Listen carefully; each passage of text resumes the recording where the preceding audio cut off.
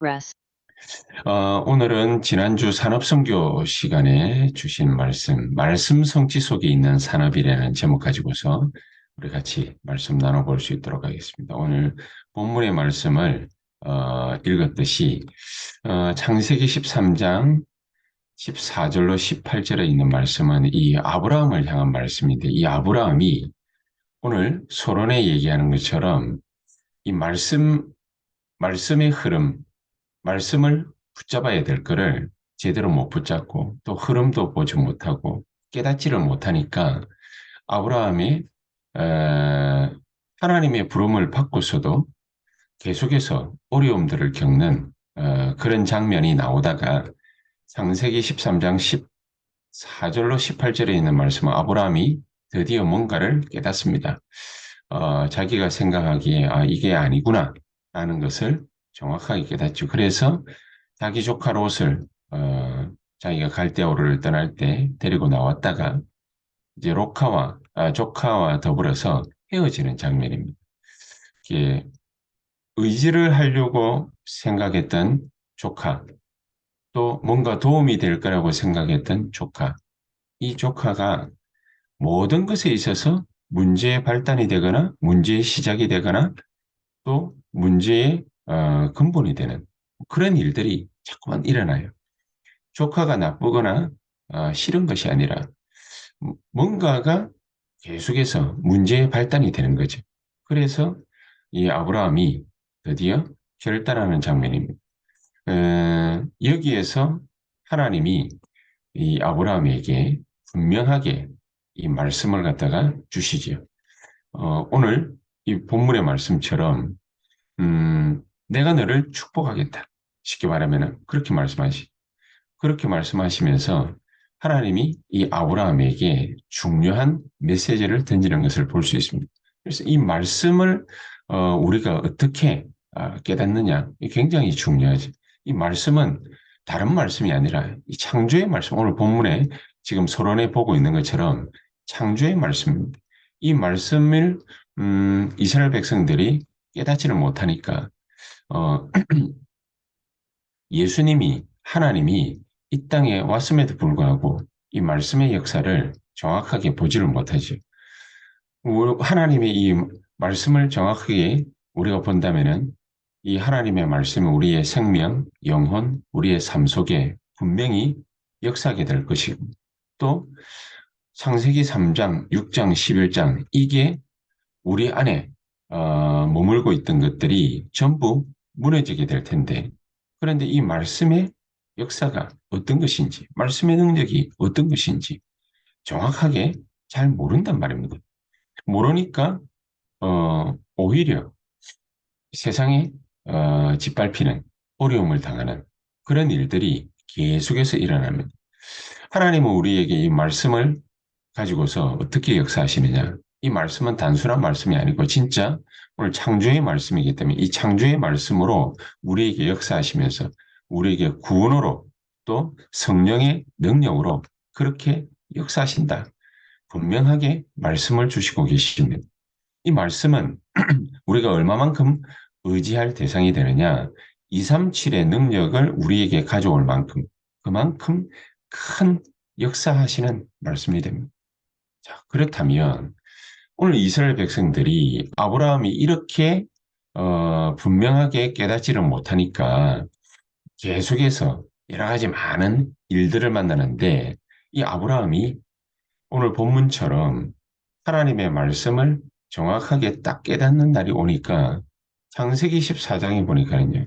하나님이 아브라함에게 가병만 318명 거느리게 만들었습니다. 가병만. 자기를 경호하고 자기 재산을 지키는 그런 군인만 318명, 식솔들까지 다 치면은 1000명이 넘는 그런 거대한 부를 이 아브라함에게 쌓게 하셨죠. 아브라함은 여기에 흔들린 것이 아니라 하나님의 분명한 메시지를 정확하게 깨닫습니다. 어느 정도로 정확하게 깨닫냐? 갑자기 가나안 땅 안에 전쟁이 벌어져서 자기 조카 롯까지도 그 전쟁이 뒤말리게 되지. 그 전쟁이 뒤말린 조카 롯 이거를 가병 18명을 갖다가 거느리고 군인 18명을 거느리고 쫓아가서 이 조카 롯을 구해옵니다. 구해와서 그 전쟁에서 얻은 노획물을 가지고서 하나님 앞에 11조까지 드리게 됩니다. 이 멜기세덱이라는 하나님의 제사장에게 세계 선교를 위한 11조를 드리게 됩니다. 그러니까 세계 선교를 아브라함이 벌써 이 중요한 깨달음을 깨닫게 됐다. 그 말이지.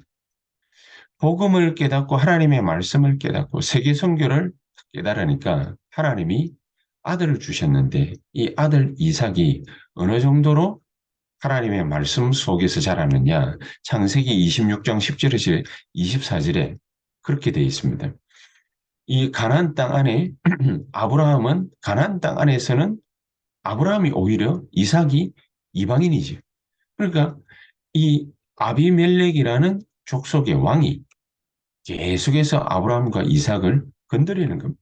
아브라함과 이삭을 계속해서 건드리고 아브라함 때 팠던 우물도 다시 파니까 그거를 갖다가 어, 군인들을 데리고 와서 위협하면서 덮어버리고 계속해서 아브라함과 이삭의 땅을 차지하려고 계속 시비를 겁니다. 그러니까 이 아브라함과 이삭이 쫓겨가지고 어디까지 올라가느냐? 저 산, 절대 녹지.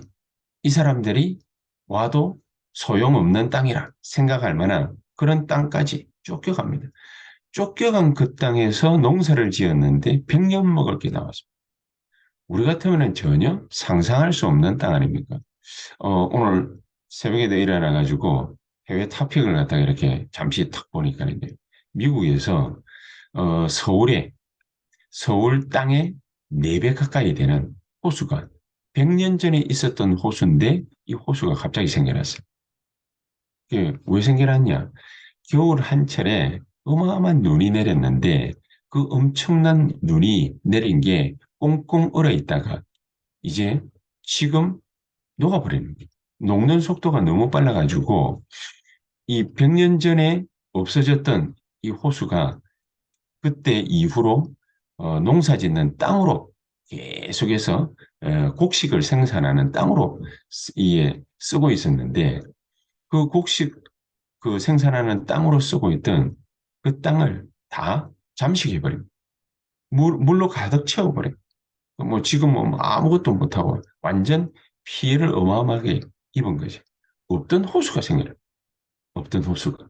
참 이래 되면은 우리는 대부분 낙심할 거 아닙니까? 그런데 뭐 이런 일들이 가는 데마다 계속해서 아브라함과 이삭에게 생겨나는데 그런데 하나님은 이 아브라함, 이 이삭이 농사 짓는 그 땅에 절대 녹지라고 생각하고 아무것도 할 수 없는 땅이라고 생각하는 그 땅에서 하나님은 이삭을 어떻게 축복하시느냐?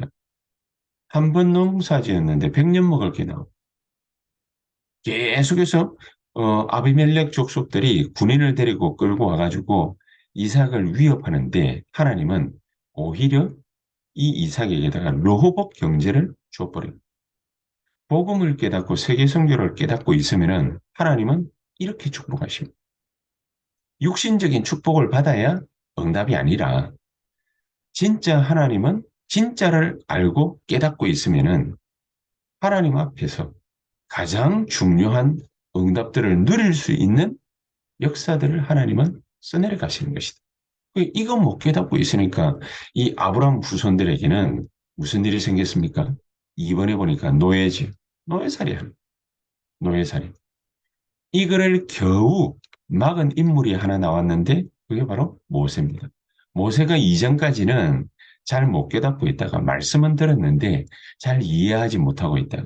자기 백성들이 이 이스라엘 백성들이 왜 노예됐는지 430년 동안 애굽이라는 땅에 왜 하나님이 노예살이를 하게 만들었는지 그 이유를 모르는 거죠. 그 이유를 모르고 그냥 거기서 호의호식 하는 게 아니죠. 그 완전히 그 반대죠. 노예살이면 얼마나 인생이 고통스럽고 번잡하겠습니까? 이런 일들을 끊임없이 당하는 거예요. 당하면서도 왜 당하는지를 모르는 이유를 모르는 거예요. 이유를 모르니까 끊임없이 고통스러워. 끊임없이 아픈 거지. 끊임없이 그 속에서도 갈등이 일어나는 거죠. 그 가운데에서 깨닫는 자 하나가 탁 튀어나와요. 모세가. 모세가 호렙산에서 중요한 경험을 하게 됩니다. 모세가 호렙산에서 40년 동안 계속 오르락내리락 하면서 중요한 체험을 한 가지 했는데 그게 무슨 체험입니까? 아브라함과 이삭과 야곱과 요셉에 관한 얘기. 엄마에게 들었던, 요게벳에게 들었던 아브라함, 이삭, 야곱, 요셉의 하나님에 관한 얘기. 이 얘기를 정확하게 깨닫습니다.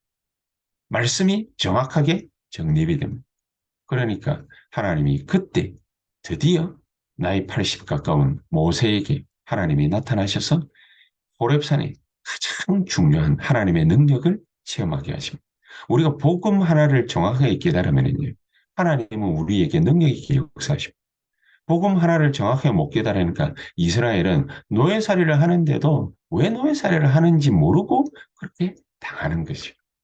이제 드디어 그 이유를 정확하고 분명하게 깨달은 모세와 이스라엘 백성들이 출애굽하게 됩니다. 출애굽하는데도 모세 이후에는 정확하게 모르니까 출애굽할 때에도 원망불평, 홍해 앞에 섰을 때도 원망불평. 가나안 땅 들어가야 되는데 7일이면 들어갈 수 있는 길이 40년 걸렸습니다. 40년 동안 광야 생활하면서 거기에서 노예 근성, 애국 근성 그대로 가지고 말이 안 되는 거지.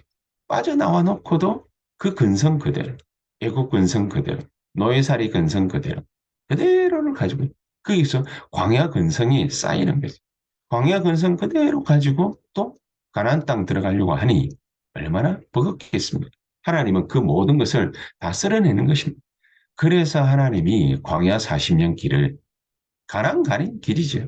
우리 주일 메시지 나눈 것처럼 가나안 가는 길입니다. 가나안 가는 길에 독사도 있고 뭐 여러 가지 불행도 있고 어둠도 있고 많은 어려움들이 있습니다. 그 모든 길들은 전부 가나안 가는 길입니다. 이스라엘 백성들의 여정일 뿐입니다. 그 여정을 통해서 하나님은 말씀을 주시는 것입니다. 그래서 우리는 매일매일 정말로 앞서 얘기했던 이 세 가지 흐름 정확하게 봐야 됩니다. 하나님의 말씀은 그냥 말씀이 아니라 창조의 말씀. 하나님의 말씀은 어떻게 우리에게 역사하시느냐. 트리니티. 성삼위 하나님의 말씀은 창조의 말씀으로 구원의 말씀으로 능력의 말씀으로 그렇게 역사하시는 것입니다. 어떻게 그렇게 역사하십니까? 성삼위 하나님은 이 말씀을 가지고서 우리의 생명, 영혼, 삶 속에 그대로 역사하십니다. 역사하시면은 창세기 3장, 6장, 11장 그 문제가 무너진다고 말이지. 무너질 정도가 아니라 2, 3, 7을 회복할 만큼 능력이 생긴다고 말이지. 그러니까 노예에서 빠져나오는 것이. 노예에서만 빠져나옵니까? 가나안 정복하러 들어가는 것이. 가나안 정복하러 들어가기 위해서 앞에 놓여진 두 가지 큰 하나님의 역사가 있습니다. 여호수아 2장에 보니까 요단강이 가로막고 있습니다. 여호수아 6장에 보니까 여리고가 가로막고 있습니다. 왜 가로막고 있게 하셨겠습니까? 이유가 뭐겠습니까? 우리에게 말씀을 주시는 것이 말씀. 말씀을 정확하게 깨달은 것이 말씀만 주십니까? 하나님의 능력의 역사를 정확하게 보게 하시는 그걸 보게 하시려고 하시는 거죠. 요단을 갖다가 마른 땅같이 가르고 건너는 것이다. 이 불신앙 하나를 갖다가 안 하고 말씀만 언약만 붙잡고 여리고성을 도니까 여리고성이 고함 치는 그 한마디에 와르르 무너졌습니다. 이 어마어마한 것을 깨달은 것이 노예살이에서 빠져나온 이스라엘 백성들이 400년간 또 블레셋에 당합니다. 전쟁만 납니다. 거기에서 중요한 언약 붙잡은 이세라는 사람이 나오니까 하나님이 이 이세를 통해서 다윗이라는 걸출한 인물을 주십니다. 시편 78편 70절 72절에 보니까 하나님은 다윗을 통해서 이세를 통해서 다윗이라는 인물을 키우셨는데 이 이세가 다윗을 어떻게 키웠습니까? 자기의 전 재산을 가장 중요한 재산을 이 다윗에다가 탁 맡긴 겁니다. 그냥 맡기는 게 문제가 아니지. 하나님의 중요한 계획을 두고서 선별하는 것이 선별. 사무엘상 16장에 보니까 이 다윗에게로 이 사무엘이라는 그 중요한 선지자가 오게 하고 또 전쟁터에 나가서는 중요한 정표를 받아오라고. 하나님의 말씀을 정확하게 보고 붙잡고 언약 붙잡고 승리하도록 그렇게 이끌었던 것입니다.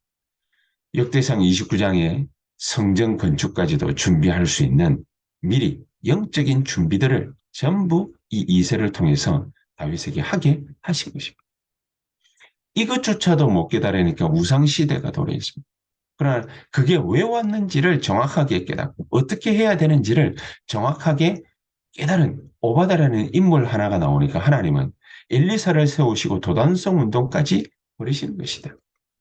그래서 이것도 못 깨달은 이스라엘 백성들은 또 포로 시대를 맞이해 거기에서도 다니엘과 세 친구 에스더 이런 사람들이 정확한 복음 깨닫고 결단하니까 하나님은 이 포로에서 돌아오게 하는 것이 문제가 아니라 바벨론에서 직접 하나님은 역사하신 것이 얼마나 위대한 하나님의 역사가 거듭거듭 일어나고 있는 것.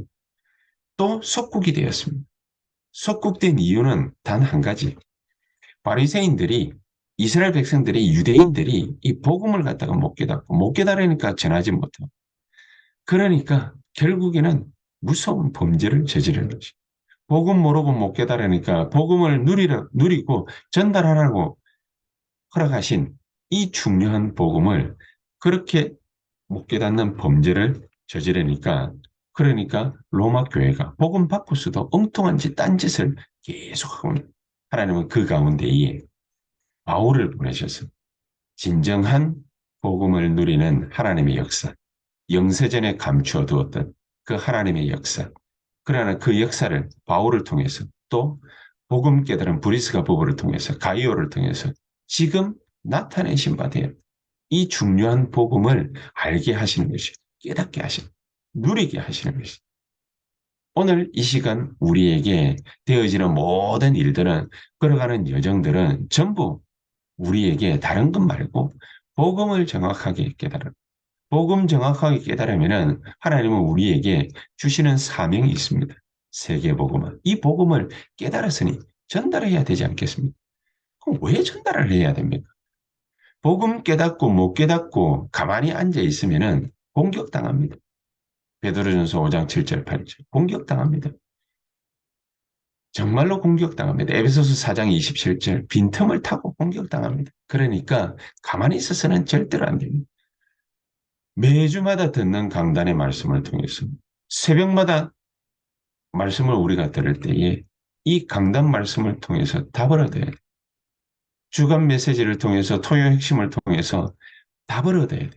그리고서 그 답을 매일마다 기도 수첩에 기록해 놓고 그 언약 붙잡고 기도하면 하나님이 우리에게 주시는 게 뭡니까? 하나님 우리에게 답을 주시니까 영적으로 힘없게 되고 영적으로 힘 얻는 것이 쌓이면은 우리에게는 능력이 나타나게 되죠. 오력을 얻게 되어 있습니다. 그러면은 우리가 뭐 해야 될 것이냐, 뭐 해서 먹고 살아야 될 것이냐, 우리가 돈 있어야 되느냐, 없어야 되느냐, 이 타령이 아니라 미래에 하나님은 나를 통해서 이 일을 하실 것이다. 오직 유일성 재창조의 역사 그대로 보이게 돼 있고 나타나게 돼 있습니다.